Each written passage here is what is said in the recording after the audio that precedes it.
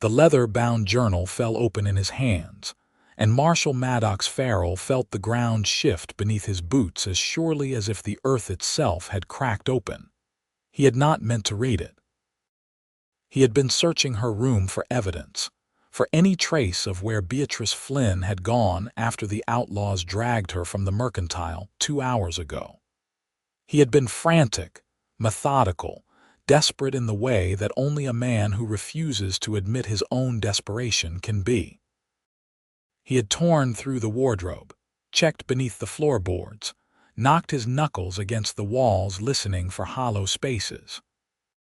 And then, the journal had slipped from behind the loose panel above the window frame, tumbling into his arms like something that had been waiting years for this exact moment.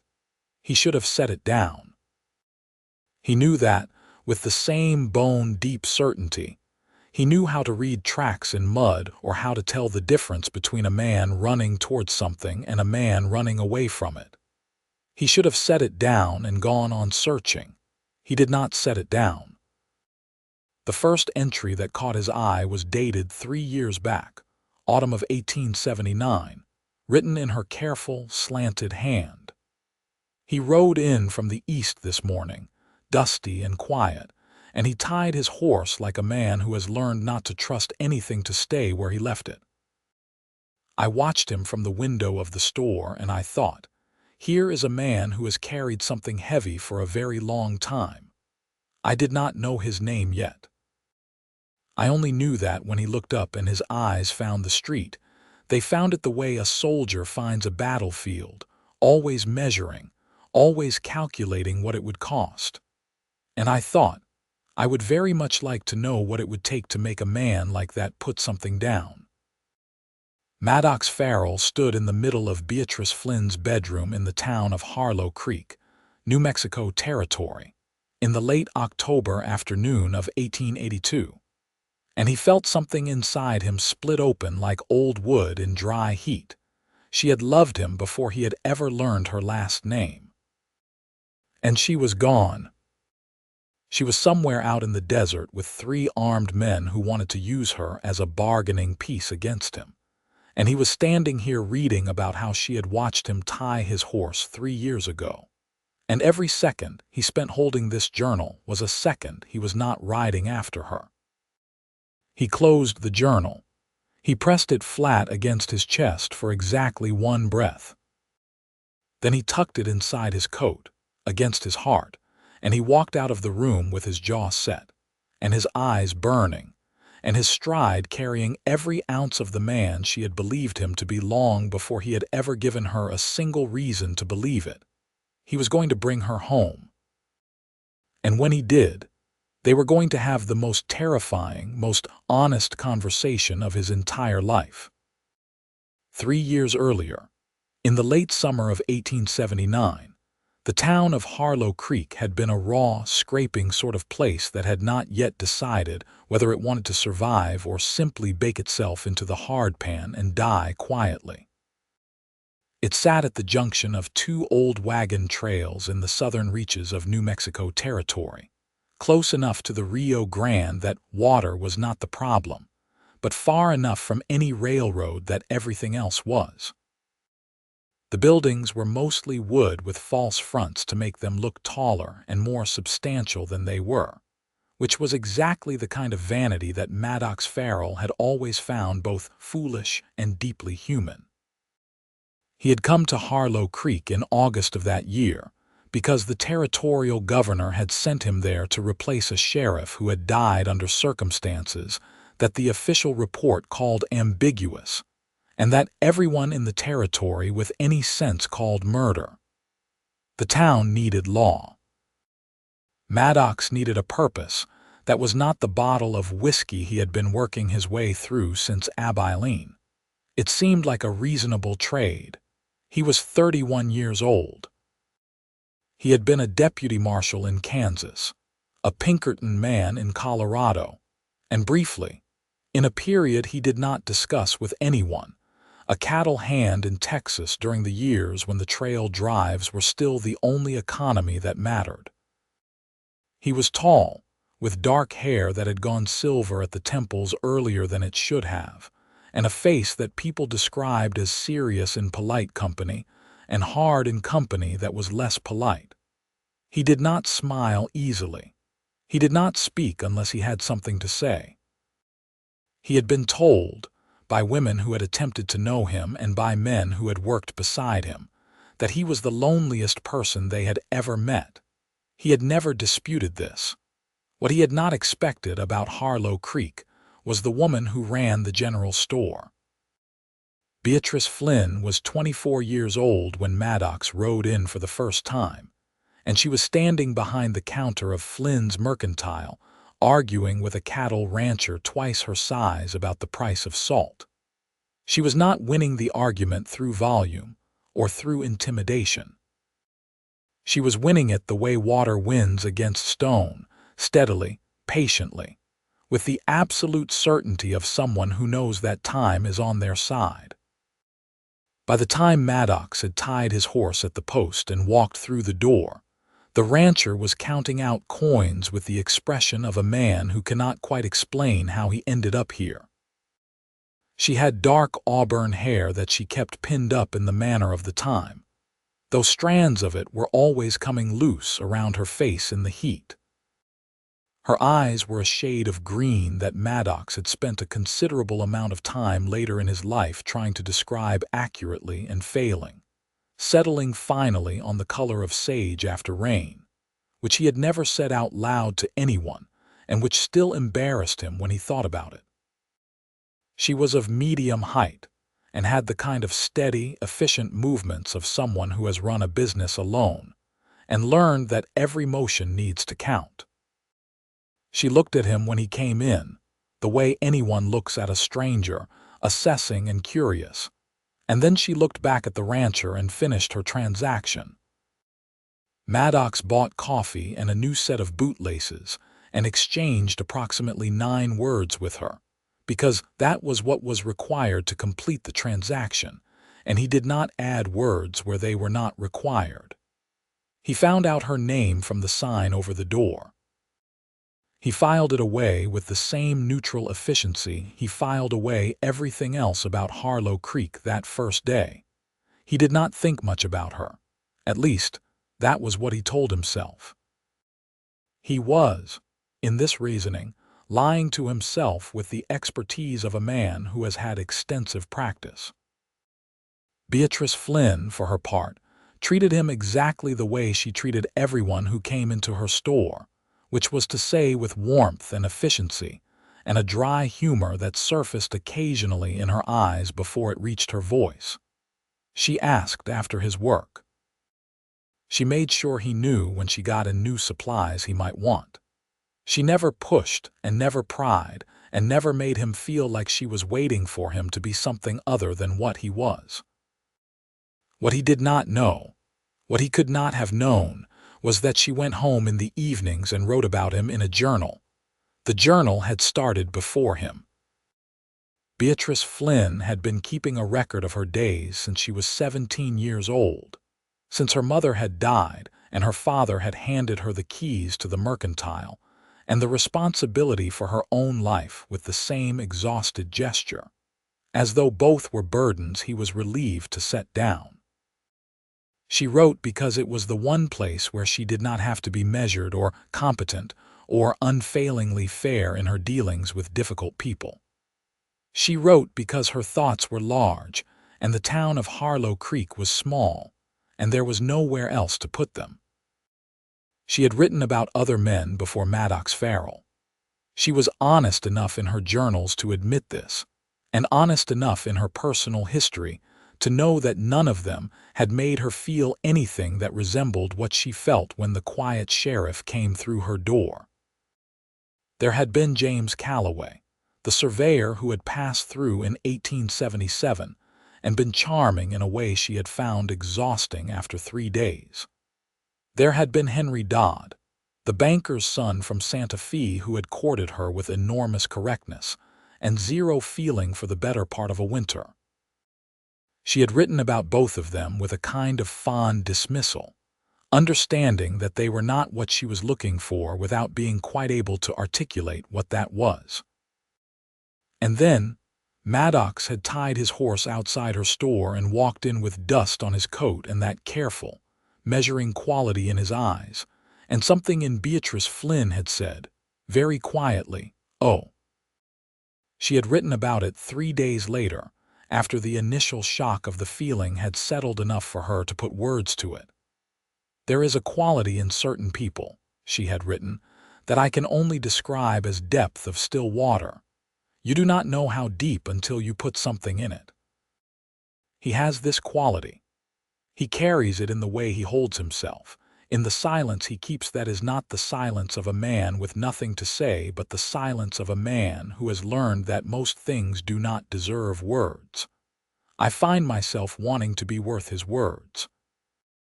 I find this terrifying and interesting in equal measure." In the weeks that followed, the entries had become more frequent. Not obsessive, not breathless. That was not Beatrice's way. They were thoughtful, searching, the observations of a woman who was paying close attention to something that mattered to her. She wrote about the way he helped old Mr. Tanner bring in a load of lumber after the man's mule went lame, not saying anything about it, just rolling up his sleeves and lifting.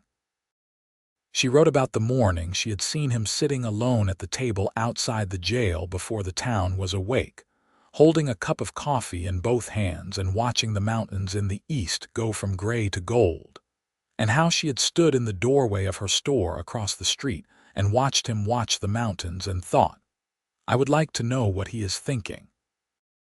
She wrote about the way he looked at her sometimes, which was the same way he looked at a trail he was trying to read, like there was information there that mattered, and he did not want to misread it. "He is kind to me in the way he is kind to everyone, which is to say carefully and without excess. He does not see me as anything more than he sees anyone. I have made my peace with this. I have not, I notice, made my peace with it enough to stop watching for him every time someone comes through the door." Curtis Webb, riding beside him in the dark, had asked what he was reading. Maddox had said, "Evidence," and meant something entirely different by it than he would have an hour ago. They had 2 hours of hard riding ahead of them.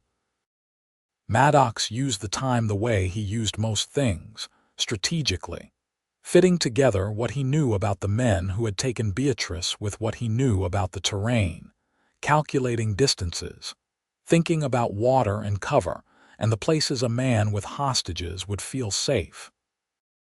The men were the Decker brothers, Clay and Holt, and a hired gun named Virgil Sutter.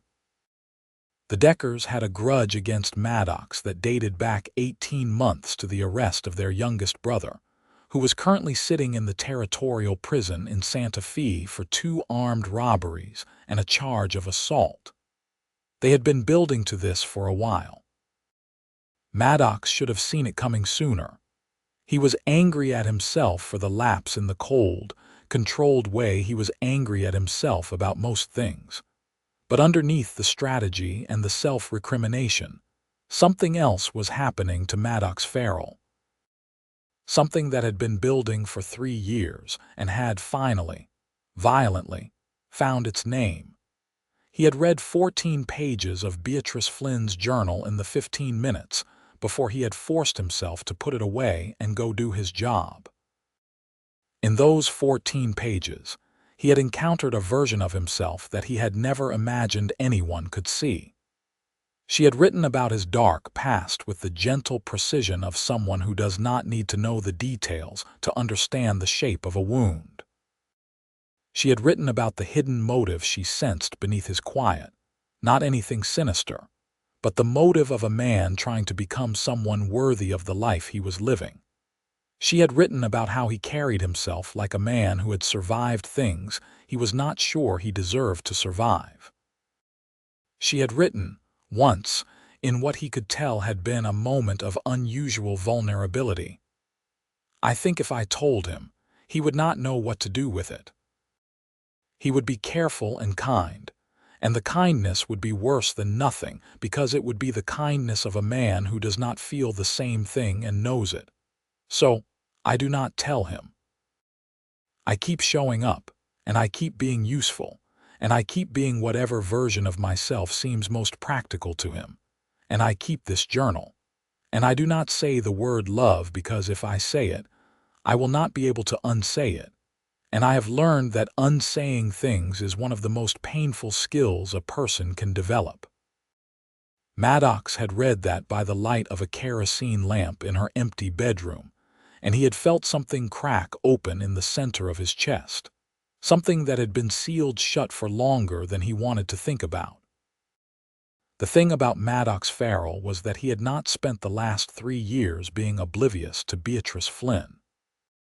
He had spent the last 3 years being very deliberately, very carefully not thinking about Beatrice Flynn in the way that he could see, in retrospect, and with the clarity of a man who has just read 3 years' worth of unambiguous evidence, that he had been thinking about her. He thought about her every time he made his rounds, and the pattern of his route took him past the mercantile. He thought about her when he was writing up reports, and found himself choosing words more carefully than the reports required, in case she happened to see them, in case she happened to judge his intelligence by them. He thought about her on the evenings when he sat alone outside the jail with his coffee, which was most evenings, and wondered if anyone in the dark windows of the buildings across the street was awake and thinking about something. He had felt something for her for a very long time. He had recognized it and set it aside with the firm, practiced efficiency of a man who has learned that certain feelings are more dangerous than outlaws, because outlaws at least have the decency to announce their intentions. Feelings crept. Feelings changed the landscape of a man's life without asking permission. Maddox had survived a great deal by staying in control of the landscape of his life, and so when he had recognized that Beatrice Flynn was becoming something more to him than a familiar face in a small town, he had put a great deal of effort into not examining it too closely. This had been, he now understood with a kind of exhausted clarity, spectacularly stupid. They rode into the canyon system south of town at just past midnight, and Maddox put the journal away and put his mind back where it needed to be. The canyon walls were sandstone, pale and streaked with mineral red, and the moon was high enough to make the tracks readable. 3 horses, and a 4th set of marks that were lighter, shallower, that were Beatrice's footprints in the sand where they had made her walk. And the thought of that, the thought of her walking in the dark desert with her hands bound in front of her, her chin up because that was how she walked through everything. It put a very specific kind of cold fire in Maddox's blood. Curtis Webb was 22 years old and nervous in the manner of someone who is trying not to be nervous and not entirely succeeding. He was a good deputy, careful and honest, but this was the first time he had ridden out after something like this, and Maddox could see the effort it was costing him to keep his voice steady when he spoke. "How many do you reckon are in there?" Curtis asked. 3 that I know of," Maddox said. "The Deckers and Sutter. Could be a 4th. Clay Decker sometimes runs with a man named Price, but Price was seen in Albuquerque 4 days ago, so I think we are looking at 3. And Miss Flynn," Curtis said. "And Miss Flynn," Maddox said, and something in his voice made Curtis look at him sideways in the dark, but Curtis had the wisdom not to say anything about it. They left the horses a 1/4 mile back and went in on foot, and Maddox found the outlaws' camp in the narrow slot between 2 canyon walls, where a seep of water kept a small stand of cottonwood trees alive in the otherwise dry rock. There was a fire, low and careful, which told him these men were not panicking. They were waiting. This was, in its way, good information. Panicking men were unpredictable. Waiting men could be anticipated. He could see Beatrice from where he crouched in the shadow of the canyon wall. She was sitting against the base of a cottonwood tree with her hands tied in front of her and her ankles bound. And even in the firelight at this distance, he could see that her chin was up. He could see that she was looking at the fire with the expression she got when she was solving a problem, steady and inward and not particularly afraid. He loved her. He had loved her for a long time without letting himself know it, and seeing her there in the firelight with her hands tied and her chin up, he knew it with the same absolute certainty with which he knew everything that mattered. He was going to get her out of that canyon. And then he was going to tell her. And the terror of that was, in its way, almost equal to the terror of the canyon, but he supposed that was the nature of things that counted. He mapped the camp in the darkness. Clay Decker was nearest the fire, a big man with a red beard and the particular carelessness of someone who believes he is in control of a situation.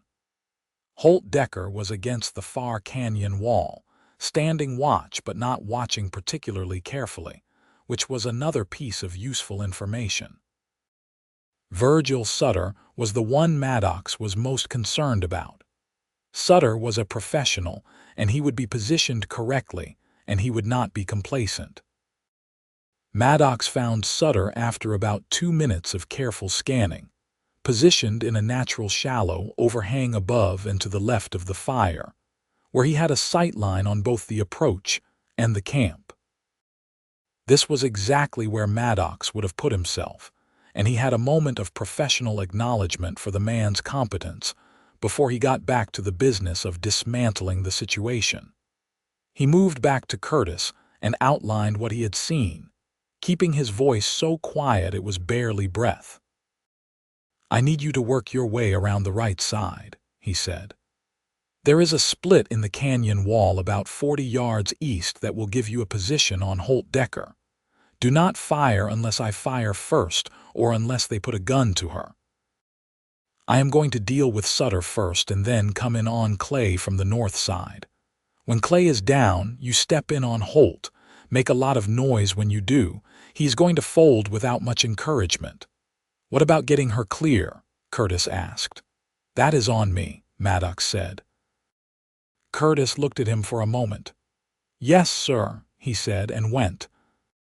What happened over the next 20 minutes was the kind of work Maddox Farrell was very good at and took no satisfaction in, because unlike the people who wrote novels about the West and its lawmen, he had long since understood that there was nothing romantic about violence and everything tragic about its necessity. He got to Sutter without being heard by approaching from above along the canyon rim and descending at a point behind the man's position.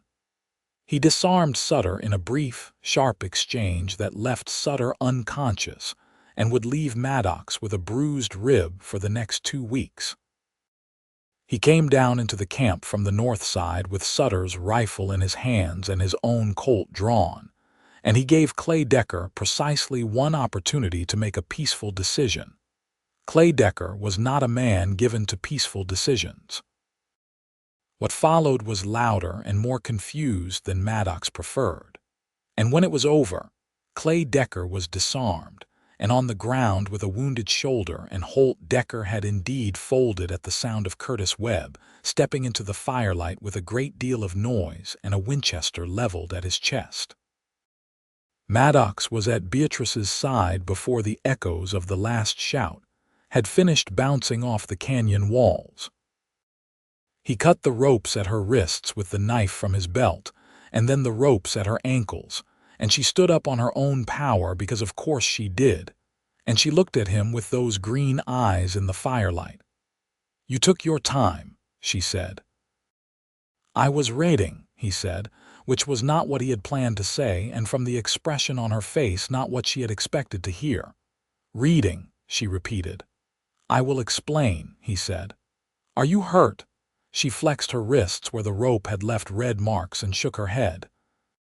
"Frightened," she said, which was the most honest thing she could have offered, and he could see what it cost her to offer it. "Not hurt." He did not touch her, because his hands were occupied, and because the camp was not yet fully secured, and because there were approximately 7 things he needed to do before he could give her the attention she deserved. But he looked at her, and whatever was in his face made her go very still for a moment, and then she said quietly, "What did you read?" "Later," he said. "I promise you. Later." They made the ride back to Harlow Creek in the pre-dawn hours with the Decker brothers and Virgil Sutter in irons, and Beatrice riding alongside Maddox on a spare horse that Curtis had thought to bring. And the sky went through its changes the way it always did in the desert, black to deep blue to the first thin gold at the eastern edge, and neither Maddox nor Beatrice spoke very much. What they did was ride close enough that their knees almost touched, and occasionally in the dark Maddox reached out and put his hand briefly on her arm. Not a gesture with any words in it, just a presence, just a reassurance. And each time he did it, she looked at him with something that he now recognized, reading it the way he read tracks, with the knowledge of what it meant. Curtis Webb dropped back after a while and rode behind them, and pretended to be very interested in something on the horizon. They delivered the prisoners to the jail as the town was waking up, and Maddox wrote the paperwork that needed to be written and sent word to the territorial office, and arranged for the transport to Santa Fe that would happen at the end of the week, and did all the things that needed doing with the steady efficiency that was his professional nature. Beatrice had gone back to her rooms above the Mercantile to sleep, because it was 6 in the morning and she had been up all night, and she was practical about rest the way she was practical about most things. He let her sleep until noon. Then he walked across the street and up the stairs to the door of her rooms and knocked. She opened the door. She had changed her clothes and put up her hair, but there were shadows under her eyes, and she was holding a cup of tea in both hands the way he sometimes held coffee, as though the warmth of it was something she needed. She looked at him, and then she said, "Come in," and stood back. The room above the Mercantile was where she lived, a parlor with a small stove and a writing table and 2 chairs and a rag rug that she had made herself over one winter. The bedroom was through a door on the right. He had been in this room before on practical business, delivering supplies that were too heavy to carry up alone, or once when she had had a fever in that first winter, and there had been no one else. But he had always stood in it with the careful courtesy of a visitor and never stayed long. He sat down in one of the chairs because standing seemed wrong for this conversation. She sat in the other chair and wrapped both hands around her teacup and looked at him. He reached inside his coat and put the journal on the table between them. Beatrice Flynn looked at the journal and then looked at him, and her face did something that he had no word for, a great complex motion of feeling that went through her green eyes like weather. "I should not have read it," he said, because that was true and he was not going to pretend otherwise. "I was looking for information about where they had taken you. The panel above your window was loose. I was not looking for it. I should have closed it immediately, and I did not, and I am not going to apologize for reading it because what I read has changed everything and I cannot pretend otherwise." She did not say anything. She was watching him with the focused attention she gave to things that mattered. "You wrote," he said carefully, as though each word needed to be placed correctly, "about the day I rode in. You wrote about watching me tie my horse. You wrote that you wanted to know what it would take for a man like me to put something down." He watched her breathe. "I would like to tell you," he said, "what it would take. It would take someone who paid attention without demanding anything in return. Someone patient enough to understand that silence is not rejection and distance is not indifference. Someone who sees a dark past and does not flinch from it and does not try to fix it, just stands beside it until it is less dark." He paused. "I did not understand until tonight that what I have been looking for and what has been standing across the street from me for 3 years were the same thing." Beatrice Flynn set her teacup down on the table next to the journal. Her hands were steady. She looked at him, and he could see that she was deciding something, weighing something, and he waited because waiting was what this deserved. "You have felt something," she said, choosing the words precisely, "for some time." "Yes," he said, "and you chose not to examine it." "That is an accurate description." "Because," she said, "because I was afraid," he said. "I do not have a more sophisticated answer than that." She was quiet for a moment. Outside, Harlow Creek was going about its noon business, the sounds of horses and commerce and conversation drifting up through the window. They sat in the small room above the mercantile, and the distance between their two chairs was about 3 feet, which was both much less than it had been for 3 years and still much too far. "I wrote things in that journal," she said, "that I never intended for you to read."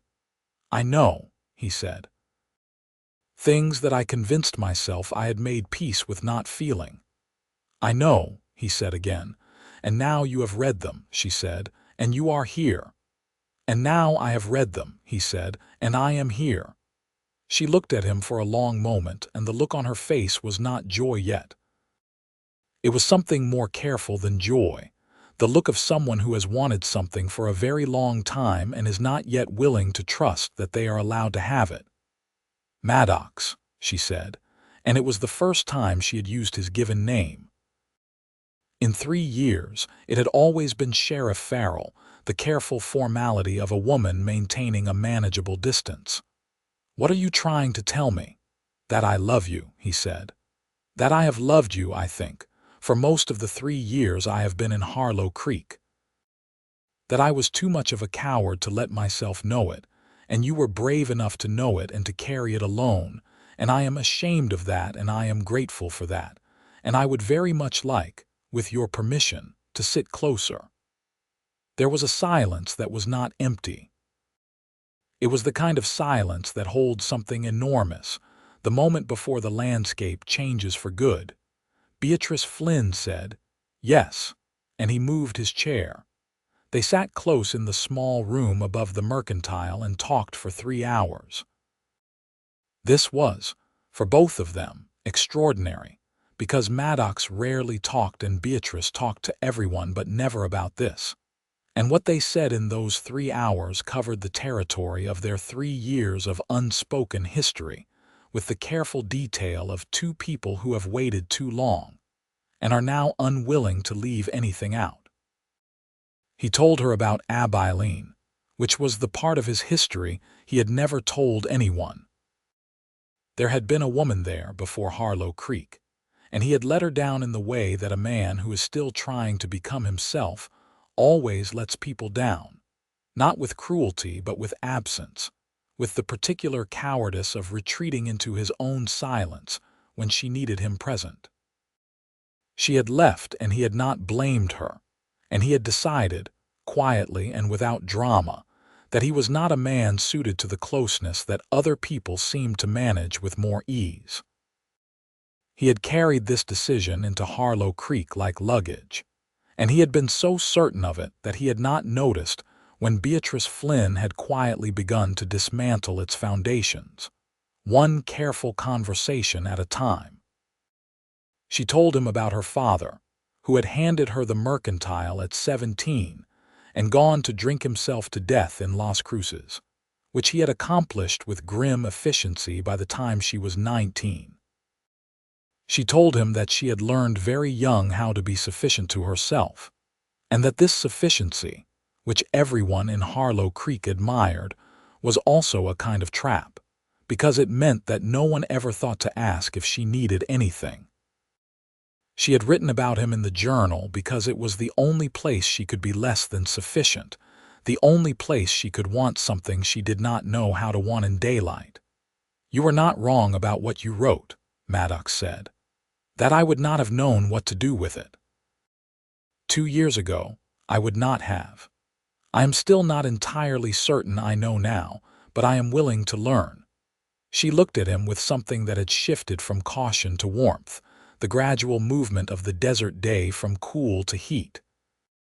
"I have been in love with you," she said, saying the word at last with the precision of someone releasing something they have held tightly for a very long time, since about 6 weeks after you arrived.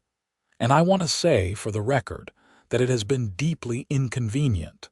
He laughed. It was a small laugh, surprised out of him, which was the only kind of laughter he had. She had heard it a handful of times in 3 years, and each time it appeared in her journal with something approaching reverence. "I imagine it has been," he said. She reached across the small distance and put her hand on his, which was resting on his knee. Her hand was warm from the teacup, and the touch of it went through him like the first good news after a long silence. "What happens now?" she asked. "I would like," he said, "to take you to dinner. At the hotel, tonight if you are not too tired, and then I would like to do it again and keep doing it and see what we become." She turned her hand over and held his. "Yes," she said, "I think that is a very good plan." What happened next was not without its complications, because the town of Harlow Creek had opinions about everything, and the sight of the sheriff courting the woman who ran the mercantile was not something that went unobserved. Mrs. Eliza Hartwell, who ran the boarding house and functioned as the primary news service of the town, had something to say about it to everyone she encountered for the better part of a week.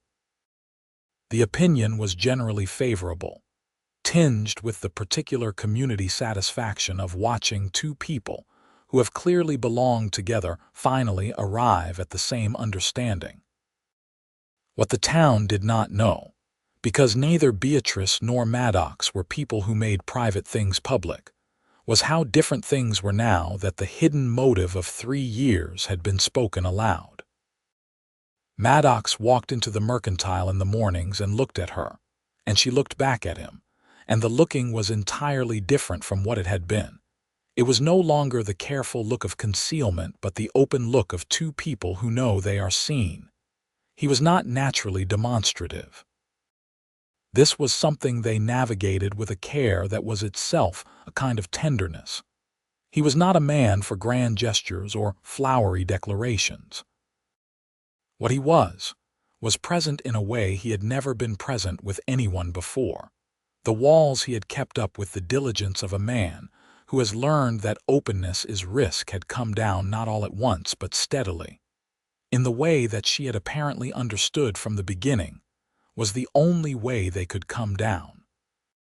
He brought her things he thought she might like, not flowers, which seemed wrong for her, but a book he had ordered from Santa Fe because she had mentioned once in passing that she had never been able to find a copy, a piece of turquoise he had come across while riding the canyon country south of town, the color of which had made him think of her for reasons he could not entirely articulate. She put the turquoise on the windowsill of the mercantile where it caught the light. She brought him things too. Food, mostly, because she had noticed early in their acquaintance that he forgot to eat when he was occupied with work, and she had taken this as a personal offense against basic human maintenance.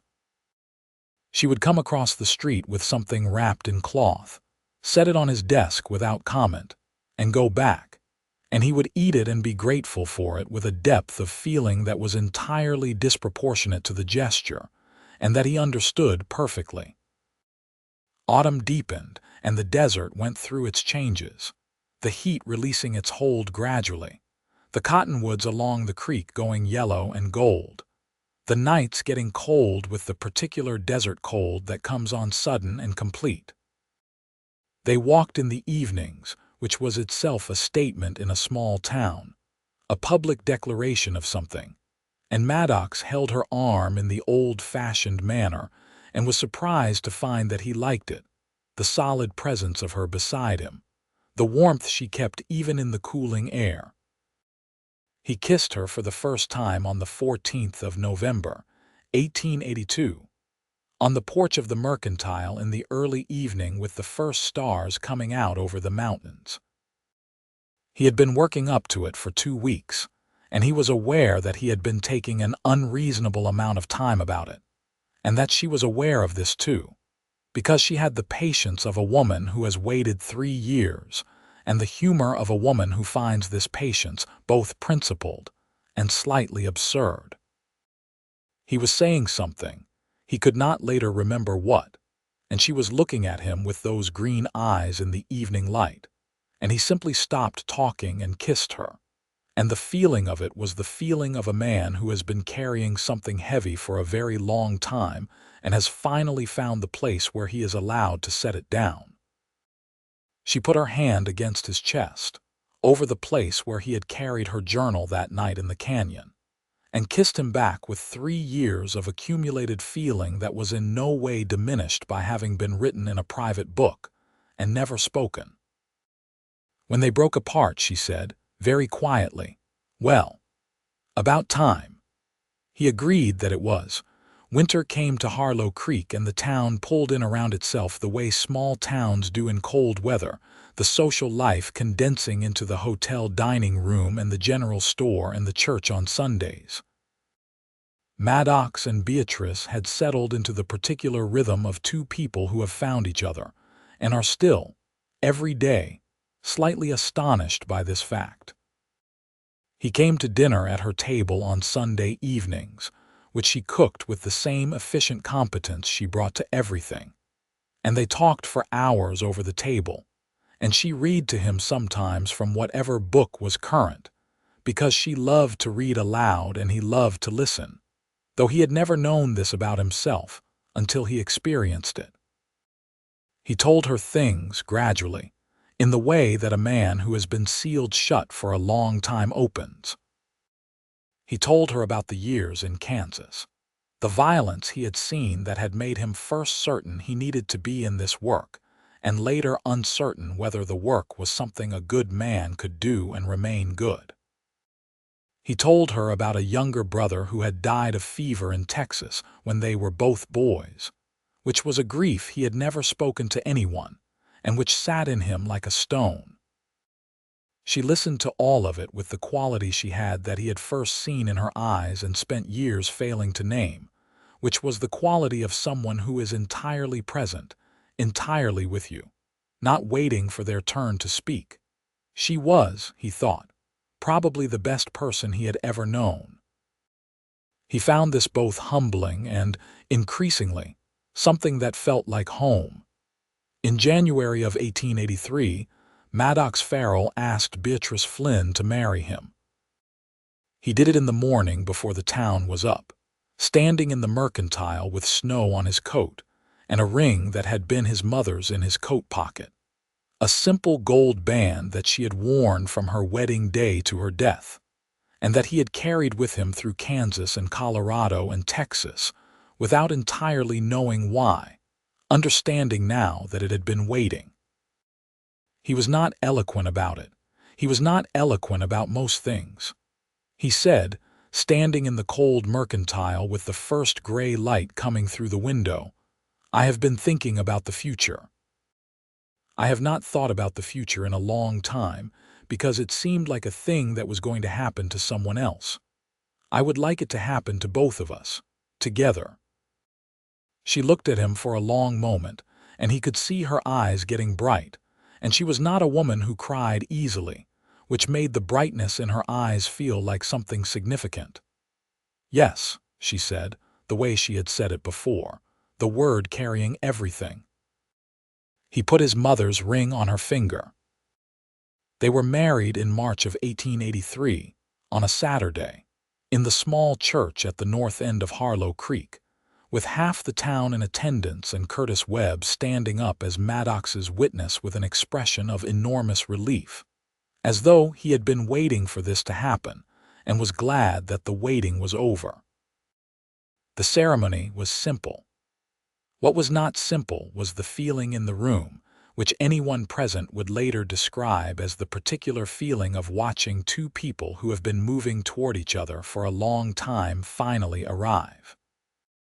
Beatrice wore a dress she had made herself over the winter, cream-colored cotton with small pearl buttons, and she walked down the short aisle of the church with her chin up and her green eyes finding him at the front of the room and not leaving him. And Maddox Farrell stood at the front of the church in his best suit and watched her come toward him and felt something in him go permanently, foundationally, still. The Reverend asked his questions and they gave their answers, and when the Reverend said he could kiss his bride, Maddox cupped her face in his hands with a gentleness that surprised even him and kissed her in front of every person in Harlow Creek. And the sound the assembled town made was not quite a cheer, and not quite a sigh, but something between the two that was exactly right. They had a wedding supper at the hotel, and there was dancing afterward that Maddox submitted to with better grace than anyone who knew him might have expected, because Beatrice had spent the previous month teaching him the basic steps in the parlor above the mercantile, with considerable patience and occasional laughter. He was not graceful, but he was careful, and she held his hand, and told him he was doing fine. And he believed her because she had never told him anything that was not true. Late in the evening, when the dancing was beginning to wind down and the town was beginning to drift toward its own doors, Maddox and Beatrice stepped out onto the hotel porch and stood in the cold March night with the stars overhead in the particular density of the New Mexico sky, the band of the Milky Way visible and vast above the dark shapes of the canyon country to the south. She leaned against him and he put his arm around her and they stood in the cold and the quiet. "I have the journal," she said. "I know," he said. "I put it back on your writing table. All of it," she said. "Everything I wrote about you," she paused. "It is a considerable amount." "I know," he said again. He had read all of it that first night in the canyon, in the hours of riding, and again in the days after, not all at once but in pieces, reading it the way he read anything that mattered carefully, trying to understand not just what was said but what was meant. "Do you want it back?" "I want to give it to you," she said, "properly, not because you found it but because I am giving it to you." He looked at her. "Everything I wrote," she said. "I want you to have it, because it is the truest record I have of what happened, and it should belong to both of us." He understood that she was giving him not just the book but the years in it, the years of quiet, careful love that had been maintained without any certainty of return, the years of watching from a distance and writing it down because there was nowhere else to put it. "I will keep it," he said. "Always." She nodded against his shoulder. They stood in the cold March night under the New Mexico stars, married, and the town of Harlow Creek was quiet around them, and somewhere in the dark the creek was running, and the mountains to the east were great dark shapes against the stars, and it was, Maddox thought, exactly the future he had not let himself imagine. They moved into the house behind the sheriff's office, which was larger than her rooms above the mercantile, and which they remade together over the spring, Beatrice bringing her books and her writing table and the rag rug she had made, and the turquoise that had sat in the window of the store, Maddox contributing his spare furniture and the considerable number of books he kept in the back room of the jail, which Beatrice discovered with delight and about which she had several things to say. "You have been hiding these," she said, standing in the back room of the jail among the shelves he had built against the wall, running her fingers along the spines. "I was not hiding them," he said. "I simply did not advertise them." "Marcus Aurelius," she said, pulling out a volume. "Dickens." "Thoreau." "Maddox Farrell, you have been presenting yourself to this town as a purely practical man for 3 years." "I am a practical man," he said. "You have Marcus Aurelius in your jail," she said. He felt that warmth move through him that he had been learning to identify as happiness.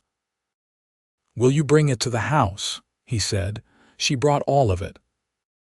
The mercantile continued under Beatrice's management, which she had always intended, because the mercantile was hers, and she had built it with her own hands over the years since her father had abandoned it. And she was not the kind of woman to set aside what she had built simply, because she had married. Maddox had never suggested she should, which she had noted before their marriage with approval and after it with love. They were two people who had constructed separate lives of independence and were finding the shape of what it meant to be independent and together simultaneously, which was a negotiation they conducted with the same honesty they brought to everything. There were difficulties. There were always difficulties, because they were both people with strong views and the honest stubbornness that comes from years of relying on oneself.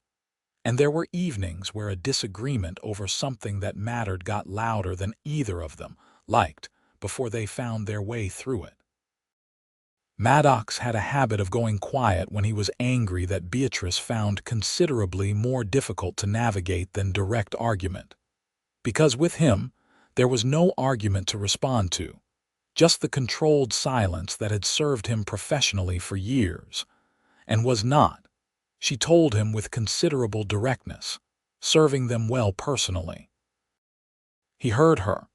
That was the thing about him, the thing she had seen in his eyes on the first day and that had not proved wrong. He heard things and he changed. Slowly, because he was what he was, but he changed. He began to say the things he was thinking rather than putting them in the vault. He began to tell her when something bothered him rather than letting it sit, until it was too heavy to lift. It was not natural to him, and it cost him something, and she understood that it cost him and loved him for paying the price. She, in turn, learned that her sufficiency, her trained ability to need nothing from anyone, was something she needed to set aside in their house the way she had set aside the formality of his title. She was allowed to be tired. She was allowed to have a bad day. She was allowed to let him bring her tea and sit beside her without immediately starting to solve whatever the problem was. This was its own kind of difficulty, and he watched her learn it with the patience she had spent years turning on him. By summer of 1883, they had found their rhythm. By autumn, they were easy with each other in the particular way of people who know each other's silences as well as their voices. By the time the first anniversary of the night in the canyon came around, late October, they had the kind of life between them that felt less like something they had built and more like something that had always been there, waiting to be inhabited. On the anniversary of that night, Maddox came home from his rounds to find Beatrice at the writing table, writing. He came in quietly, which was his nature, and hung his hat and coat, and she was deep enough in whatever she was writing that she did not immediately hear him, and he stood for a moment in the doorway watching her. She was writing in a new journal. He could see the cover of it, dark blue instead of the worn brown leather of the old one. She was bent over it with the concentration she brought to writing, one hand holding her hair back from her face. He must have made a sound because she looked up, and the expression on her face was the expression she always had when she saw him come in, which was something between welcome and relief, as though part of her always needed to confirm that he was still there. "What are you writing?" he asked. She looked at him for a moment. "Everything," she said. "The same as always." He came across the room and bent down and kissed her, and she turned toward him and kissed him back, and then she held up the journal and showed him the first page, which read at the top, "First anniversary." He is reading over my shoulder and pretending he is not. He laughed. It was not a small laugh this time. They stayed in Harlow Creek as the town grew around them, because small towns in New Mexico Territory in the 1880s grew fast or died, and Harlow Creek had decided to grow. The railroad sending a spur line through in 1884 that changed everything about the town's character and economy and brought new faces and new businesses, and the complicated social changes that came with growth. Maddox navigated this with the steady, careful authority that the town had come to rely on, and Beatrice expanded the mercantile into the space next door and hired 2 assistants, and began ordering goods from the east that Harlow Creek had not previously been able to get. They were not untouched by the injustices of the time and place, because a man in Maddox's position could not ignore them without becoming something he refused to become. The treatment of the Navajo and Apache people in the territory was a subject on which he held clear views, and which brought him into occasional sharp conflict with ranchers and local officials who held different ones. He enforced the law as it was written and pushed for it to be written better when he could, which was often not enough and which he knew was not enough, but the alternative was to look away, and he would not do that. Beatrice, for her part, ran the mercantile with a fairness that was notable precisely because it was so even, serving anyone who came through her door with the same quality of attention and honesty. And she did not pretend that this was more than it was, that simple decency was a solution to systemic harm. But she held to it anyway, because it was what she had. In the late spring of 1884, Beatrice sat across from Maddox at breakfast with a particular expression on her face, the look of someone who is about to say something they have been waiting to find the right words for. "I need to tell you something," she said. He set down his coffee and looked at her. "We are going to have a child," she said. He looked at her for a long moment, and the feeling that moved through him was one he had not anticipated in its specific character. It was not just happiness, but something deeper and more structural, the sense of a life that had seemed sufficient and which suddenly revealed itself as the beginning rather than the completion of something. "When?" he said. "November," she said. "Perhaps October if the baby is impatient. Are you well?" he said. "Very well," she said. "A little tired. Mostly just very well." He got up from his chair and came around the table, and she stood, and he held her with the care of someone holding something that matters very much and must not be broken, which was not, she told him, actually necessary, since she was not made of anything particularly fragile. But she held him back with equal force anyway, because the feeling warranted it. Their son, Robert James Farrell, was born on the 3rd of November, 1884, with Curtis Webb dispatched to get the midwife, and then dispatched to wait at the jail, and then dispatched to go home and come back in the morning because Maddox was not leaving Beatrice's side for any reason, and there was nothing for Curtis to do. Mrs. Hartwell from the boarding house attended and kept Maddox from interfering in the proceedings with the firm authority of a woman who has seen a great many men respond very poorly to the process and knows how to manage them. Robert was healthy and loud and had dark hair and green eyes that Maddox found himself looking at with the helpless intensity of a man who has been ambushed by an entirely new category of love. Beatrice lay in the bed afterward and watched Maddox hold the baby, watched the careful handling, the absolute attention, the expression on his face that was the expression he had never worn in public, and which was more open than anything she had seen on him. And she wrote about it in the Blue Journal that same night by lamplight, while the baby slept. Maddox saw her writing and did not say anything.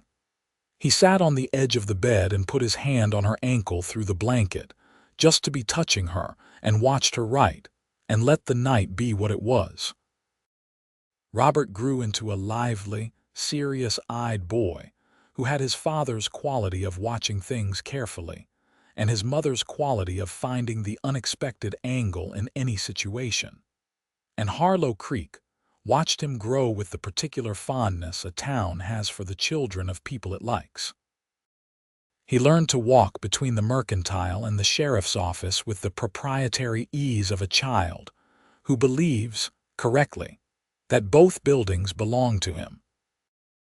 In 1886, a complication arose that Maddox had been half expecting since the territory began its long and grinding movement toward statehood. There was a political pressure from Santa Fe for the territorial administration to consolidate law enforcement in larger centers, a suggestion that the smaller towns would be better served by circuit riders than by resident sheriffs, a piece of administrative thinking that had the appeal of economy and the flaw of not understanding how the territory actually functioned. Maddox had been a resident sheriff in Harlow Creek for 7 years, and he knew, as did everyone who had actually spent time in the canyon country south of the Rio Grande, that circuit riders could not provide the continuous presence that kept the peace in communities where trouble moved fast and law needed to move faster. He wrote 3 separate letters to Santa Fe making this case with the careful, detailed logic of a man who has thought something through fully. And he brought Beatrice into the drafting of them because her mind worked in ways complementary to his own, finding the rhetorical angles where his tended toward the direct argument. "You write like a lawyer," she told him once, reading over his draft. "I will take that as a compliment," he said. "It is and it is not," she said, taking the paper and making changes. "A lawyer argues for a position. You need to argue for a person, for the people here. Show them Harlow Creek." He watched her revise and understood what she meant and was grateful for it. The letters were effective, partly because of their argument and partly because 7 years of quiet, competent law enforcement in a difficult part of the territory had built a record that was hard to argue with. The consolidation proposal was modified to apply only to the newest and smallest settlements, and Harlow Creek kept its sheriff, and life continued. In the autumn of 1886, Beatrice told him they were expecting again, and this time Maddox received the news with the experience of a man who has already discovered that fatherhood recalibrates everything and the ease of a man who no longer needs to be afraid of love. Their daughter, Clara May Farrell, was born in May of 1887, with considerably less drama than her brother's arrival, and she had her mother's auburn hair and her father's dark eyes, and an expression in those eyes from the very beginning that suggested she found the world very interesting and intended to examine it thoroughly. Robert, who was 2.5, approached the baby with the cautious scientific interest that was entirely his father's way of approaching new things, and then, having determined that she was not immediately threatening, settled into a protective attitude toward her that persisted throughout their childhood, and would later, in a different story, be the thing that kept him from the mistakes he might otherwise have made. Maddox Farrell came home one evening in the summer of 1887 to find Beatrice at the writing table again, and the old brown journal, the original journal, the one that had fallen from behind the panel above the window on the worst and best night of his life, was open beside her new blue journal. She was reading it. He came and stood behind her and put his hands on her shoulders, and she reached up and covered one of his hands with hers without turning around. "I was looking for something," she said. "A date, the first time I wrote about you." "August 14th, he said. 1879. She turned and looked up at him. "You remember the date?" "I remember everything in it," he said. It was true. He had read it enough times. "You wrote that I tied my horse like a man who has learned not to trust anything to stay where he left it." She was quiet for a moment. Was I right? He thought about the years since then, the accumulation of them, the house and the children and the woman sitting at the writing table with her hand on his. He thought about the ring on her finger, and the way Robert had fallen asleep last week against his side, and the sound of Clara in the next room, small and new and loud when she chose to be. He thought about the ways he was different from the man who had ridden into Harlow Creek in August of 1879, with dust on his coat and a very practiced ability to keep everyone at the necessary distance. "You were right," he said. "And you were wrong, because I found something that stayed." She stood up from the chair and turned to him, and he held her in the evening light in the house that had become more his home than any place he had ever been. with the smell of summer through the open window and the sounds of the town going about its life outside. And the old brown journal open on the writing table behind her. 3 years of hidden love that had found its way to being known. "I want to write something," she said against his shoulder. "Write it," he said. She pulled back and picked up her pen and opened the new blue journal, and she wrote while he watched. July 1887. He remembered the date. He told me he remembers everything in it. "There is a particular freedom in being known, which I did not understand until I was. I understand it now." She looked at what she had written, and then she looked at him with the green eyes that he had spent years failing to adequately describe, and that he had eventually decided needed no description because they were simply themselves, simply Beatrice, the same as everything that mattered to him. "Come sit outside with me," he said. "The children are asleep. The light is good." She set down the pen. She took his hand. They went out into the summer evening, and the porch was warm, and the sky above Harlow Creek was the deep, serious blue of the desert at the end of the day. And they sat on the porch steps the way they had developed the habit of sitting in the long summer evenings when the children were down, close and quiet, and watched the street of the town they had both chosen and been changed by and made a life in. Down the street, a lamp came on in the window of the hotel. Somewhere near the creek, a night bird made its sound. The mountains to the east were going dark against the last of the light. "You remember what you thought," he said. "The first time you saw me," she considered. "That you had carried something heavy for a long time, and that I would like to know what it would take to make you put it down." "And now you know," he said. She leaned her head against his shoulder. "And now I know," she said. They sat together in the summer evening, and the town moved around them in its daily rhythm, and the blue above the canyon country to the south was going dark, and the first stars were beginning to appear, the way they always did, one by one, and then all at once. The years after that were the years of the story that does not require catastrophe to be worth telling. They were the years of the mercantile expanding, and the sheriff's office acquiring a second deputy, as Harlow Creek grew, and Curtis Webb eventually moving on to become a deputy marshal in his own right, which he did with the understated competence that Maddox had always seen in him, and that he told him so directly when Curtis came to say goodbye. They were the years of Robert starting school, and proving to have his mother's way with words and his father's way with people, the combination which made him the best kind of boy. They were the years of Clara learning to walk through every room of the mercantile, as though conducting an inspection and making demands in a voice that would not be small for long. In the winter of 1888, Beatrice found the old brown journal again while she was organizing the writing table, and this time she brought it to Maddox in the evening with a different expression on her face, something between curiosity and mischief. "I want to read it to you," she said. "Properly." Out loud, he looked at her. "Everything, not every word," she said, "but the parts that matter, I want you to hear them the way I wrote them." He thought about this.